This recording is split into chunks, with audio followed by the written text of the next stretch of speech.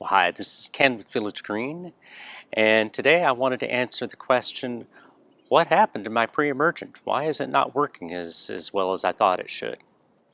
I frequently get the question, so we had pre-emergent that was applied to our lawn, but we still have a lot of weed. This lawn is not actually one of ours. I noticed this when I was out walking in the neighborhood, but what you can see is the lawn is although it's struggling a little bit, the lawn really doesn't have that many weeds until we get to the back corner, and then we get a lot of weeds. This is a weed called rescue grass.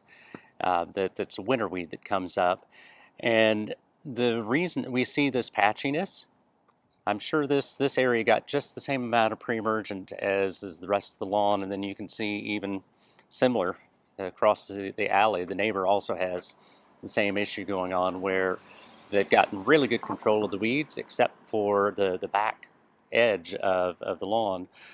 What is more than likely happening is that pre-emergents need to be watered in for them to be effective. And if they don't get watered in, then it's as if it never happened. Within about 2 weeks, that pre-emergent just disappears out of the lawn. And probably what is going on here is we've got some sort of a sprinkler issue or a coverage issue.